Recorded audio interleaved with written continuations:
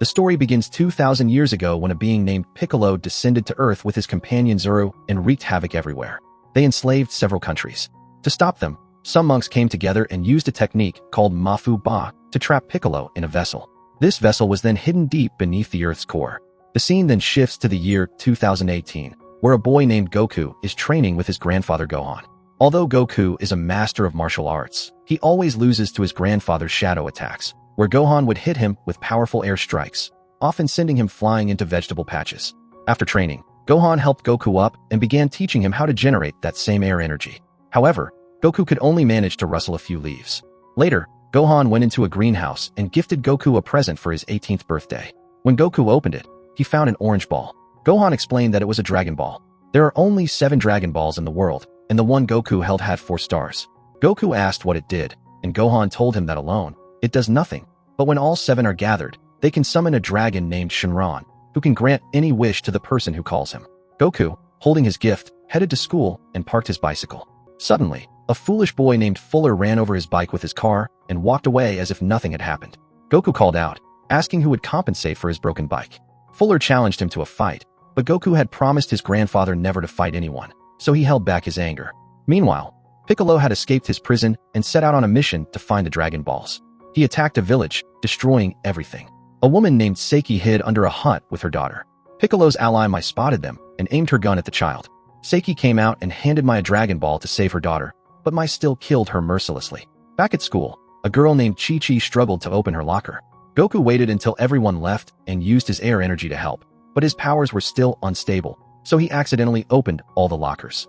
Embarrassed, Goku ran away, but Chi-Chi followed him and asked if he had done it. She then revealed she was a fighter too and invited Goku to a party at her house that night. Excited, Goku decided to take his Dragon Ball to the party to impress Chi-Chi.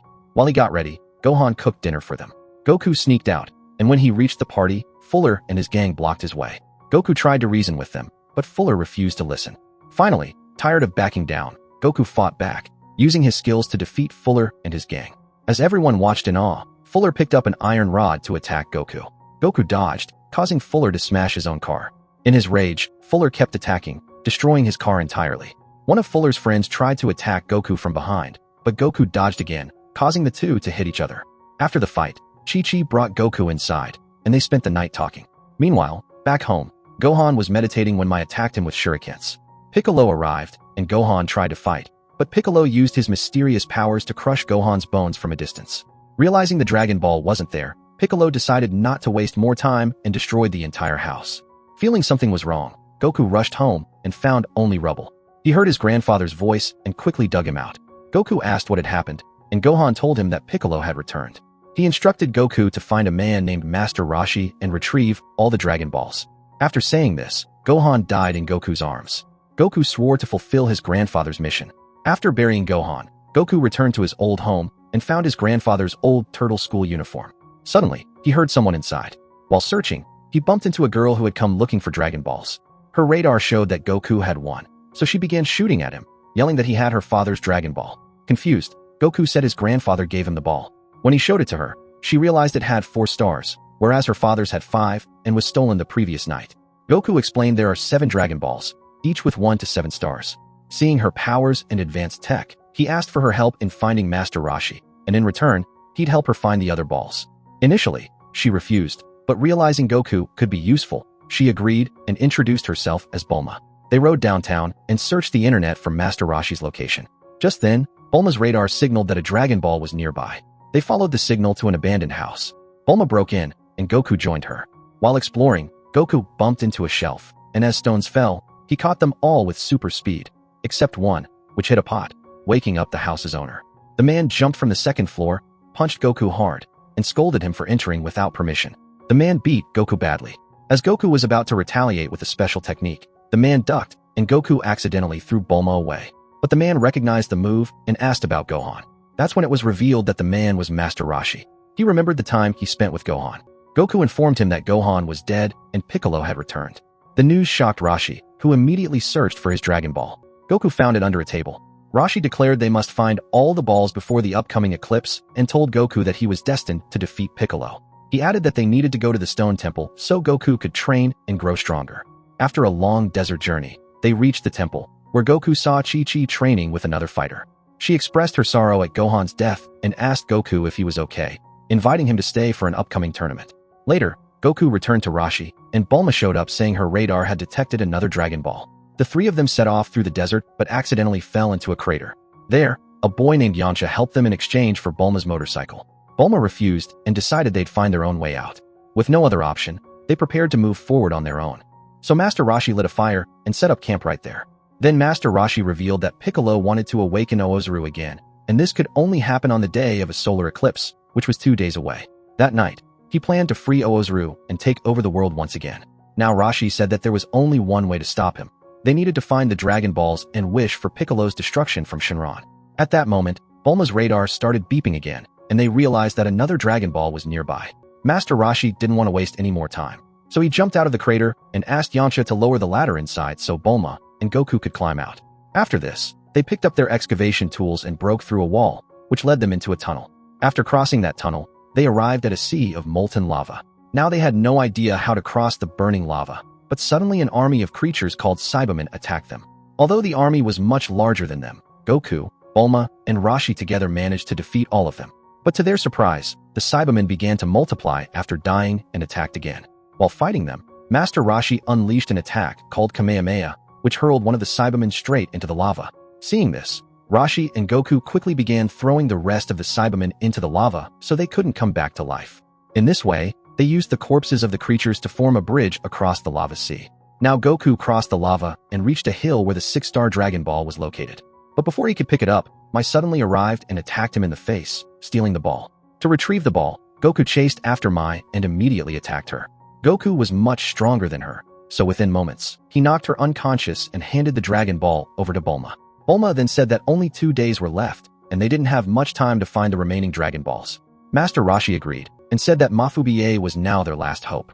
They returned to the temple, where Rashi spoke to his old master. He asked him to create a box to imprison Piccolo. In reality, Rashi was ready to give up his own life energy to make the box that could capture Piccolo. Meanwhile, the tournament had begun where Chi-Chi was facing Mai, unaware that Mai worked for Piccolo. During the fight, Mai sliced off a piece of Chi-Chi's skin and, collecting her blood, exited the battle. Later, Goku came to meet Chi-Chi and apologized for not being able to watch her match. Afterward, he went to Master Rashi's training room, where Rashi was about to teach him his most powerful technique, Kamehameha. Rashi demonstrated the technique and asked Goku to practice it. He told Goku to keep training until he could light all the spices using only his power. Goku began practicing with full focus, but after the entire night passed with no success, he finally gave up. In the end, he decided to cheat by lighting the spices with candles instead. But Chi-Chi caught him red-handed and said that this was cheating.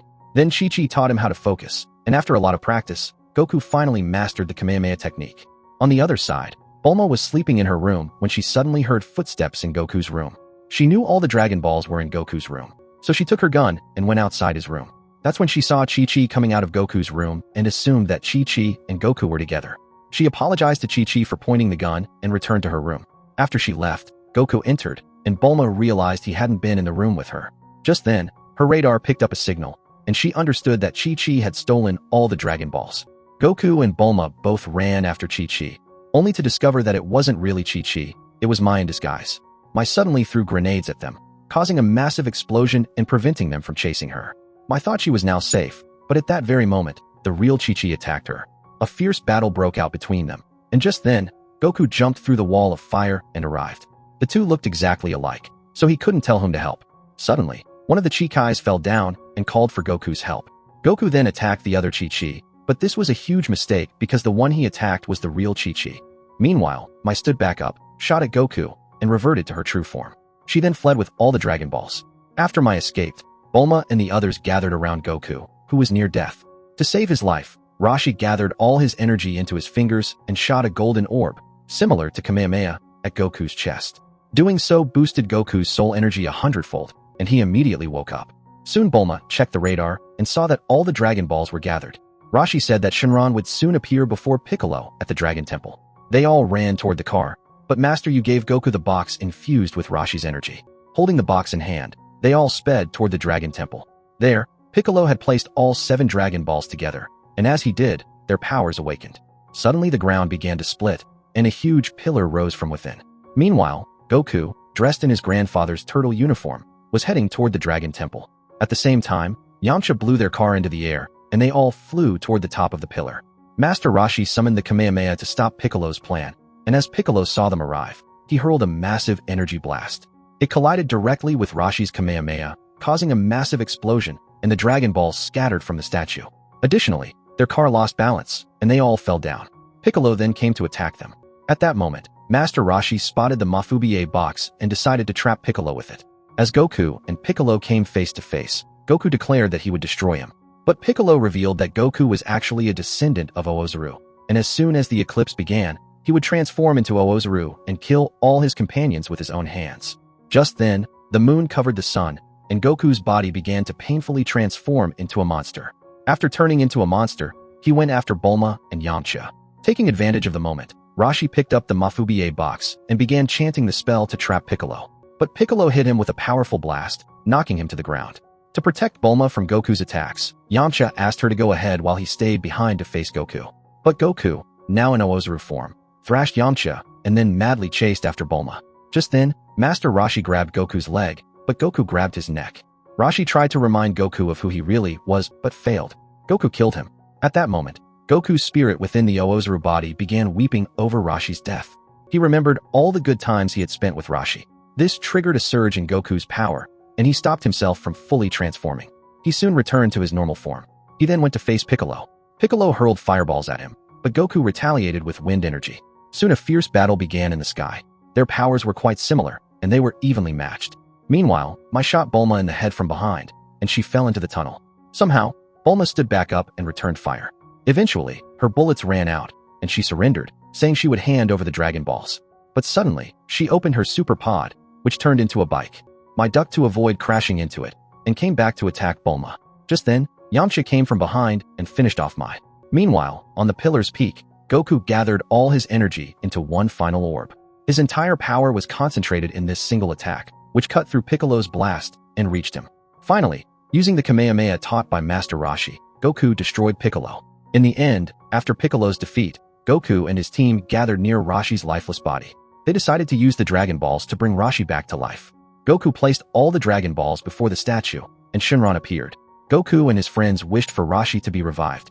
Shinron granted their wish, and as Rashi came back to life, all the Dragon Balls scattered in different directions once again. So how did you find this bizarre Dragon Ball evolution movie? Let us know in the comments. See you in the next video.